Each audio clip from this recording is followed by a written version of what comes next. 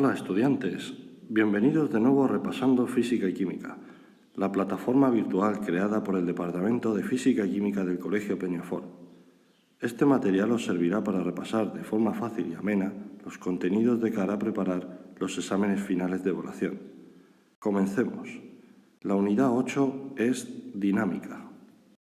Concepto de fuerza. Una fuerza es una magnitud física de la acción producida sobre un cuerpo que provoca un efecto estático o dinámico sobre éste. Su unidad en el sistema internacional es el newton. Se trata de una magnitud vectorial, ya que su efecto depende no solamente de su valor, sino también de la dirección y el sentido en que actúa. Existen dos tipos de efectos que producen las fuerzas. Están los efectos estáticos, que producen una deformación del cuerpo, como podemos observar en las imágenes en las que ocurre un estiramiento de una cuerda, de un arco, o en que se moldea la plastilina. Y también existen los efectos dinámicos, que producen un desplazamiento, cambio de velocidad o de trayectoria del cuerpo. Como ejemplos podemos observar las imágenes en las que aparece el desplazamiento de un vehículo o simplemente el cambio de dirección de un objeto, como es el caso de la pelota de tenis. Generalmente sobre un cuerpo actúan varias fuerzas a la vez. Se llama fuerza resultante o fuerza neta a la fuerza que produce el mismo efecto que el conjunto de todas ellas. Para obtener esta fuerza resultante hay que sumar todas las fuerzas que actúan sobre el cuerpo. En el caso de fuerzas que se aplican en direcciones no perpendiculares, tendremos que descomponer cada una de ellas en sus componentes horizontal y vertical para poder sumarlas respectivamente y hallar la resultante. En pantalla tenemos un ejemplo en el que una fuerza que aparece en diagonal se descompone en sus componentes Fx y Fi. Para obtener los respectivos valores de la f de x y f de y es necesario emplear trigonometría. Usando la función seno encontramos que la relación que existe finalmente para la fuerza en el eje y resulta ser Fi igual a f por seno de alfa. Para el caso de la fuerza en el eje X, emplearemos el coseno, y esto nos da finalmente que la fuerza en el eje X es igual a fuerza por coseno de alfa. Por tanto, la fuerza total queda dada por la expresión del teorema de Pitágoras, donde resulta ser la raíz cuadrada de la suma de los subcomponentes elevadas al cuadrado. Aunque en la actualidad existen 4 tipos de fuerzas fundamentales, emplearemos diferentes tipos de fuerzas que son derivadas de estas. Una de estas fuerzas es la fuerza peso. Esta es una fuerza con que todos los cuerpos son atraídos por la Tierra. Tiene dirección vertical y sentido dirigido hacia el centro de la Tierra. La expresión característica a la hora de obtener el valor de la fuerza peso viene dado como que el peso es igual a la masa por la gravedad, en donde la gravedad, que es el valor dado por G, es en la superficie terrestre 9,8 newton partido kilogramo o metro partido segundo al cuadrado. Otra fuerza que nos encontraremos habitualmente en los ejercicios es la fuerza normal. Esta es la fuerza que ejerce una superficie sobre los cuerpos apoyados en ella y es siempre perpendicular a la superficie. En el caso de presencia de cuerdas o cables aparecerá la fuerza tensión. Esta es una fuerza que está presente únicamente cuando el cuerpo está sujeto a una cuerda o cable y tiramos de él. Si el cuerpo está en movimiento, esta fuerza influye sobre ese movimiento. Continuando con los tipos de fuerza, nos encontramos con la fuerza de rozamiento. Esta fuerza es la que se opone al movimiento. Aparece siempre que un cuerpo trate de moverse o se mueva sobre una superficie o medio, como es el aire o el agua, etc. La fórmula de esta fuerza resulta ser que la fuerza de rozamiento es igual a mu, que es un coeficiente de rozamiento, por la normal. El mu, que hemos comentado que es el coeficiente de rozamiento, es un número adimensional, comprendido entre 0 y 1, y depende de la materia que forma las superficies de contacto. Podemos observar diferentes valores del mu para las diferentes superficies. Por ejemplo, en el caso de acero a acero, tenemos un número de 0,15, para la madera con madera 0,5, el metal y la madera 0,3 y así sucesivamente. Estos valores de mu nos los proporcionará el ejercicio o en algunos ejercicios deberemos de obtenerlo. Otro tipo sería la fuerza de empuje. Esta es la fuerza que experimenta un cuerpo cuando está sumergido en un fluido, ya sea gas o líquido, y es perpendicular a la superficie del fluido.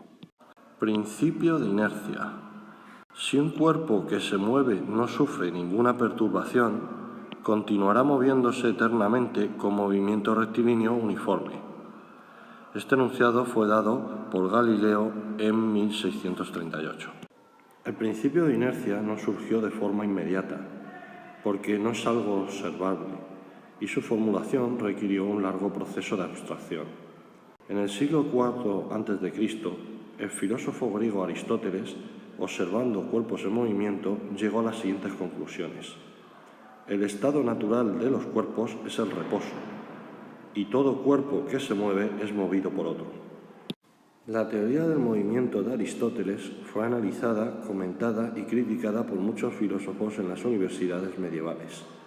En el siglo XIV, Jean Buridan elaboró la teoría del ímpetus, que fue la primera aproximación a la unión de la física terrestre con la celeste, y anunciaba el principio de inercia. En el siglo XVII, el científico italiano Galileo Galilei realizó una serie de experimentos que le llevaron a cuestionarse las ideas de Aristóteles y finalmente a enunciar el principio de inercia. Si observamos los experimentos de Galileo, nos encontramos tres situaciones. En el caso de que una bola descienda por un plano inclinado, su velocidad va aumentando, su movimiento es acelerado, puesto que v2 es mayor que v1. Para el caso en que la bola asciende por un plano inclinado, su velocidad va disminuyendo y su movimiento es decelerado, puesto que v4 es menor que v3, como se muestra en la imagen. En consecuencia, si la bola se mueve por un plano horizontal, su velocidad debe permanecer constante, es decir, que v6 debería ser igual a v5. Esto se observa que no sucede en la realidad, y esto es debido al rozamiento con la superficie. En conclusión, en ausencia de rozamientos, los objetos deberían permanecer realizando el movimiento descrito en cada uno de los casos. Siguiendo los trabajos iniciados por Galileo, el científico británico Isaac Newton estudió el movimiento de los cuerpos en relación con las fuerzas que actúan sobre ellos.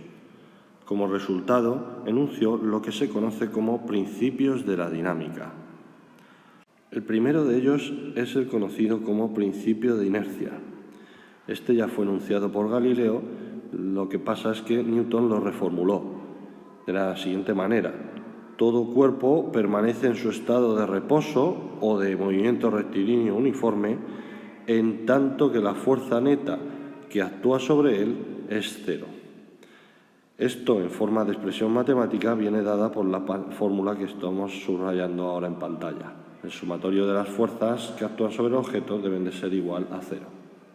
El segundo principio es el principio fundamental, que dice que cuando sobre un cuerpo actúa una fuerza neta no nula, el cuerpo adquiere una aceleración en la misma dirección y sentido que la fuerza. Y esto, como expresión matemática, viene dado porque el sumatorio de la fuerza es igual al producto de la masa por la aceleración. El tercer principio es el principio de acción-reacción, que quizás es el más controvertido. Indica que a toda fuerza de acción le corresponde una fuerza de reacción de igual magnitud, pero de sentido opuesto. Esto, en la expresión matemática, la fuerza de acción ha de ser igual a la fuerza de reacción, pero con signo opuesto, porque va en sentido contrario. Los principios de la dinámica fueron publicados por Isaac Newton en 1687 y permiten resolver cualquier problema de mecánica entre cuerpos a velocidades muy inferiores a la de la luz y tamaños muy superiores a los de las partículas atómicas. Uno de los pasos importantes a la hora de emplear los principios de la dinámica son los balances de fuerzas. Para ello vamos a observar un ejemplo en el que se ha realizado este tipo de balances o suma de fuerzas. En un diagrama, como ejemplo, tenemos tres fuerzas coplanares, porque están en el mismo plano, y que están en diferentes direcciones. La pregunta que se nos hace es que calculemos el módulo de la fuerza resultante. Para ello necesitaremos descomponer cada una de las fuerzas en sus componentes para el eje X y para el eje Y. Mediante el empleo de trigonometría, como ya comentamos anteriormente, se pueden obtener los valores de las componentes. Una vez teniendo las componentes para los respectivos ejes, realizamos sumatorias. Sumatorias en el eje X, que nos dan un valor total de 1 newton, y sumatorias en el eje Y, en el que nos da un valor de 6 newtons. Finalmente, empleando el teorema de Pitágoras e introduciendo los valores obtenidos para las componentes en las direcciones X e Y, obtenemos un valor final de fuerza neta resultante raíz de 37 newtons. Una vez realizados los balances de fuerza, estos se igualarán o a cero o a masa por aceleración según el tipo de movimiento que observemos en el objeto. Finalmente, con estas ecuaciones resolveremos el valor de aceleración, de masa o lo que corresponda para el ejercicio. Ahora a continuación realizaremos un estudio de la dinámica celeste. Primero hay que conocer que en la antigüedad las personas que observaban el universo sacaron las conclusiones de que algunos cuerpos celestes como el Sol, la Luna, los planetas, giraban alrededor de la Tierra, dando vueltas que se repetían cada cierto tiempo. Además de esto, los cuerpos celestes que brillaban más se encontraban más cercanos a la Tierra, mientras los que brillaban menos se encontraban más alejados. Por último, las estrellas son pequeños puntos que se observaban brillantes, pero que parecían estar como fijas en el firmamento. Como consecuencia de todas estas observaciones, se ideó el modelo geocéntrico, que supone que la Tierra permanece en el centro del universo y todos los demás astros giran a su alrededor. El primer modelo geocéntrico que se estableció fue el modelo de Aristóteles. Aristóteles supuso que el universo estaba formado por 27 esferas concéntricas que giraban alrededor de la Tierra. En cada esfera había un astro. La esfera más exterior era la bóveda celeste, donde estaban las estrellas ocupando posiciones fijas. El modelo, que era bastante sencillo, tenía el inconveniente de que no explicaba el movimiento retrógrado de Marte, que se observaba desde la Tierra. Un segundo modelo geocéntrico más perfeccionado fue el modelo de Ptolomeo. Ptolomeo propuso que los planetas giraban alrededor de la Tierra describiendo una órbita espiral centrada en una circunferencia. Siguiendo el movimiento de los planetas según este modelo, se explica el movimiento retrógrado observado para Marte. Este modelo resulta ser un poco más complejo que el de Aristóteles, puesto que, para justificarlo, necesita introducir una serie de herramientas matemáticas denominadas ecuantes, epiciclos y deferentes. En este sistema, cada planeta es movido por dos o más esferas. Una esfera es el deferente, que se centra en la Tierra, y la otra esfera es el epiciclo, que se encaja en el deferente. Con estas dos herramientas se llega a justificar el movimiento retrógrado de Marte que es observado desde la Tierra. Desafortunadamente, algunas veces el tamaño del giro retrógrado de un planeta era más pequeño y a veces más grande. Esto impulsó a crear la idea de un ecuante. Además, se incorporó el concepto de excéntrico, que sería el centro del deferente que se encontraba ya fuera de la Tierra. Con todas estas herramientas se justificaba el movimiento observado para los planetas en el sistema solar. Pero el sistema resultante resultaba ya muy complicado a los ojos de la modernidad, puesto que requería de que cada planeta tuviera un epiciclo girando alrededor de un deferente, desplazado por un ecuante diferente para cada planeta.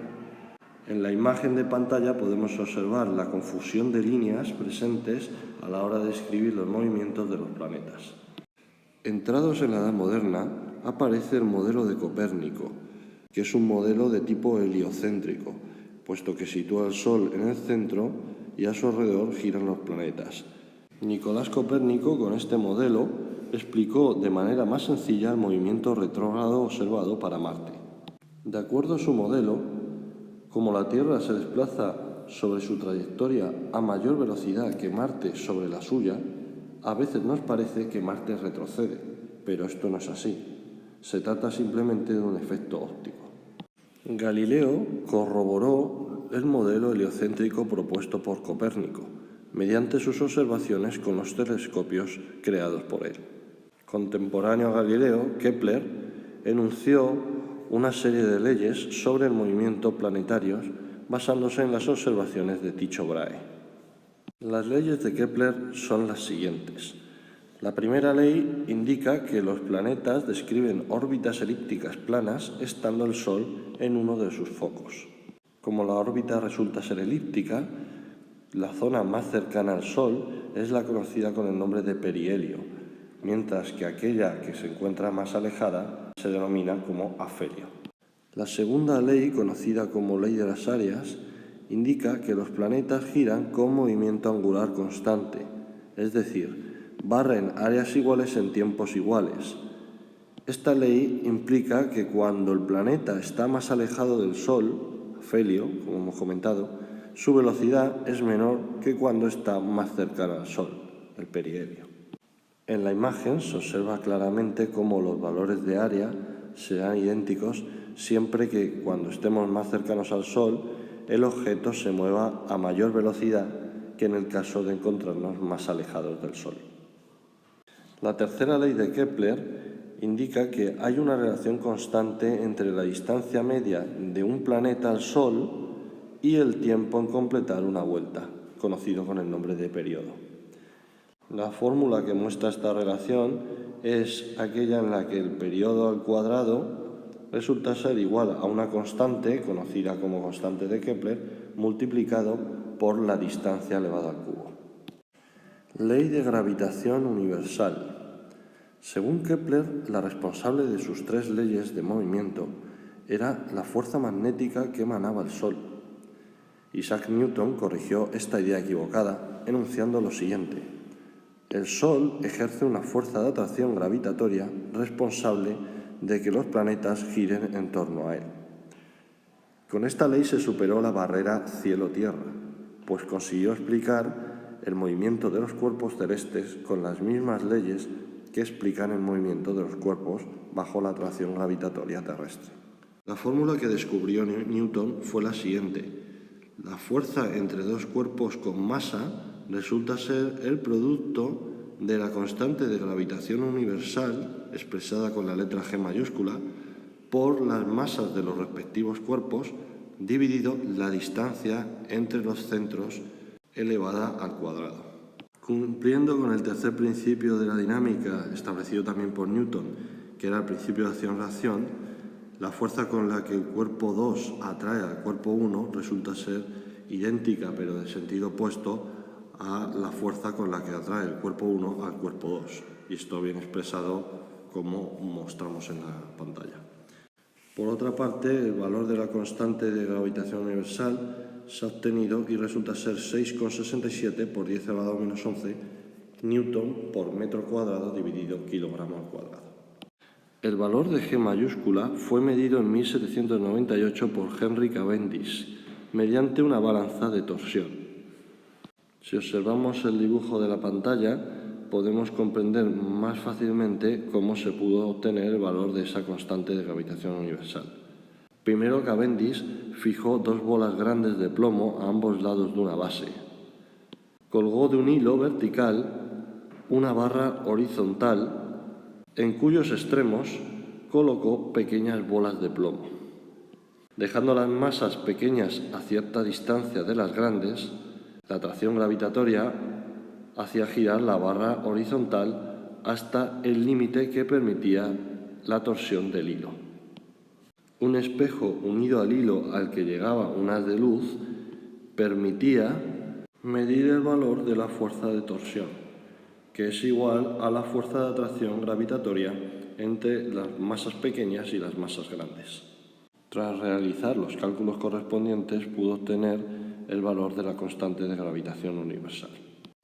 La gravedad. Un cuerpo que se mueve en las proximidades de la superficie terrestre experimenta un movimiento de caída libre por la acción de la fuerza-peso, es decir, un mRUA con una aceleración vertical y hacia abajo de valor 9,8 newtons partido kilogramo o 9,8 metros partido segundo al cuadrado. Por otra parte, la atracción de cuerpos con masa es ejercida por la fuerza gravitatoria expresada en la ley de gravitación universal. Si comparamos las expresiones dadas para la fuerza a nivel de superficie terrestre, que es la conocida como peso, y la fórmula dada para cuerpos que están a bastante más distancia que el radio terrestre, como es la ley de gravitación universal, de la igualación obtenemos una expresión que nos permite calcular los valores de la gravedad. Dado el gran tamaño de los cuerpos celestes, para un cuerpo que esté en sus proximidades, a una altura h de su superficie, podemos hacer la siguiente aproximación. La distancia es igual a la h, la altura, más el radio del cuerpo celeste, que esto aproximadamente resulta ser el radio del cuerpo celeste. Por lo que finalmente la expresión para calcular la gravedad resulta ser la g es igual a la constante de gravitación universal multiplicada por la masa del cuerpo celeste y dividido por el radio de ese cuerpo celeste elevado al cuadrado. Un tipo de fuerza muy presente en cuerpos que realizan trayectorias circulares es la fuerza normal o centrípeta. Esta fuerza cambia la dirección y sentido de la velocidad tangencial, pero no su módulo. La dirección de esta fuerza es radial y su sentido apunta hacia el centro de la circunferencia que se describe. La fórmula resulta ser que la fuerza es igual a la masa multiplicado la velocidad al cuadrado partido el radio. En el universo encontramos planetas que giran alrededor de una estrella y satélites que giran alrededor de planetas, con movimiento periódico y siguiendo unas trayectorias aproximadamente circulares.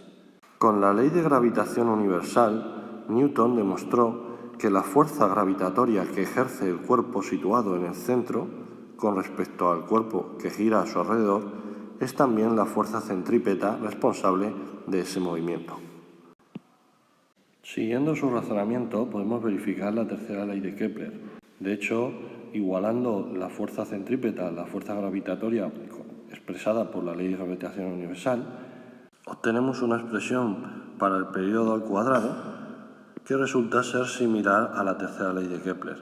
Comparando ambas expresiones nos queda que finalmente la constante de Kepler vendría dado como 4 por pi al cuadrado dividido la constante de gravitación universal multiplicado por la masa del objeto central, que en este caso sería el Sol.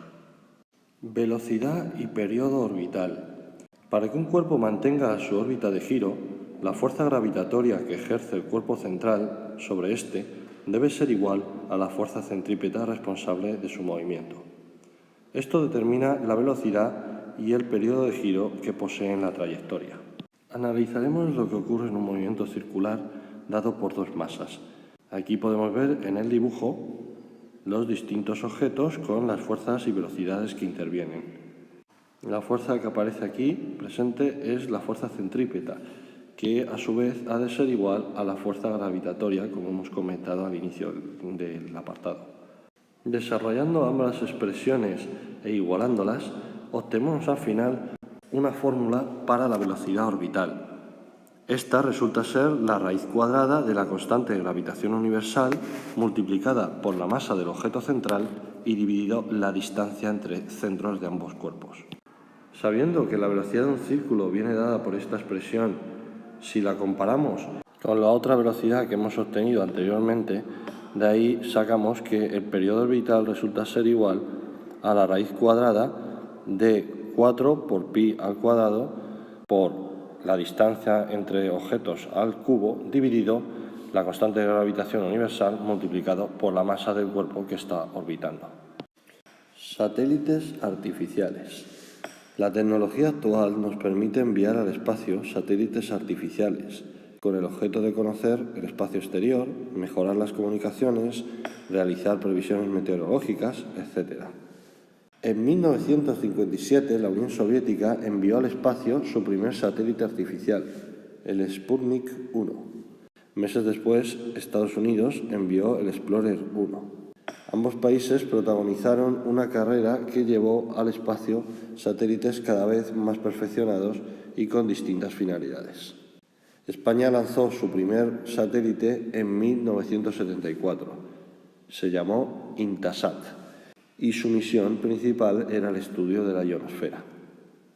Todos los satélites tienen una serie de elementos comunes, como el suministro de energía, un blindaje térmico, antenas y sistemas de comunicación y sistemas de control y posicionamiento. Además, los satélites tienen un módulo de carga útil que alberga los instrumentos específicos de la misión como telescopios y cámaras digitales. A continuación vamos a ver un ejemplo del lanzamiento de un satélite, en este caso el Deimos 2, que es un satélite español que fue lanzado en el año 2014. Su misión es obtener imágenes de la Tierra que resulten útiles para la agricultura y en la prevención medioambiental. Para lanzar el Deimos 2 desde la base militar rusa de Yasny se empleó un misil reconvertido en lanzador espacial. El cohete lleva al satélite a la altura deseada. Una vez allí, dispositivos que están en el interior del satélite le proporcionan la orientación y la velocidad adecuadas para que orbite alrededor de la Tierra. El Deimos 2 actualmente gira en una órbita polar a 620 kilómetros de altura sobre la superficie terrestre. Podemos observar en la imagen la forma del cohete que envió al Deimos 2, como también las distintas partes que se iban sucesivamente separando del cohete hasta que finalmente dejar libre el satélite. Actualmente hay unos 2.500 satélites orbitando la Tierra. Según su aplicación, serán de órbita baja, media o alta. Unos orbitan en el plano del ecuador, como son los satélites geoestacionarios. Otros pasan por los polos, son los satélites polares, y otros tienen un nivel de inclinación distinto.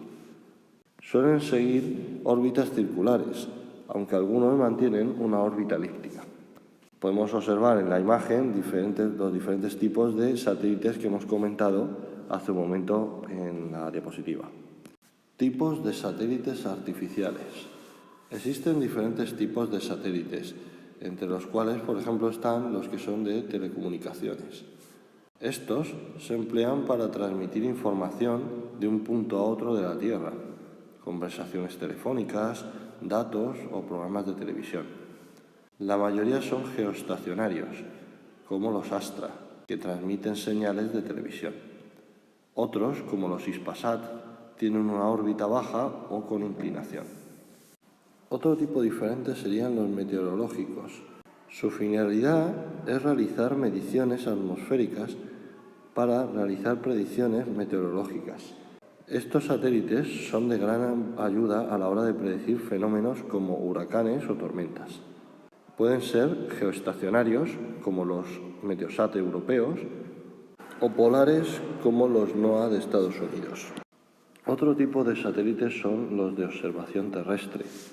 Además de los meteorológicos, hay otros satélites cuya misión es observar la Tierra para cartografiarla o seguir fenómenos como corrientes marinas, emisiones volcánicas, vertidos, etc.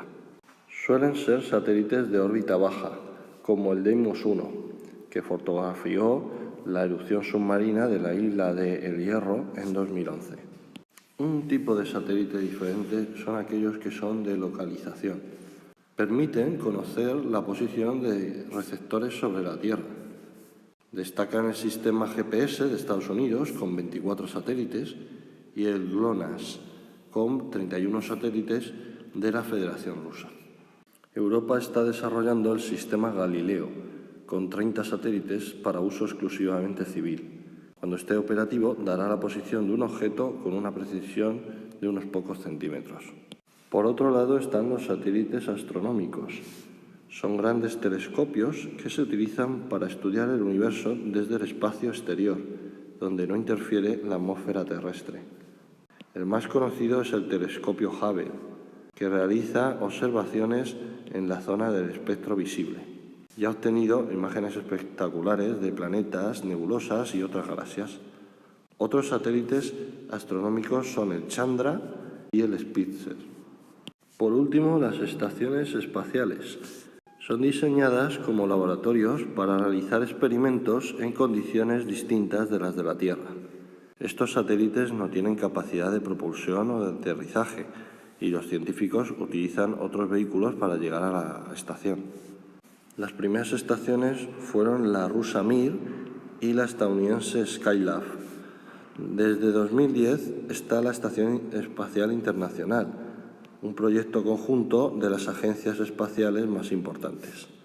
Basura espacial. Se llama basura espacial a cualquier objeto artificial sin utilidad que orbita la Tierra. Está formada por restos de cohetes, satélites obsoletos, fragmentos producidos en explosiones, etc. Según datos de las agencias ESA y NASA, se estima que hay más de 500.000 fragmentos de basura espacial, de un tamaño comprendido entre 1 y 10 centímetros, orbitando la Tierra.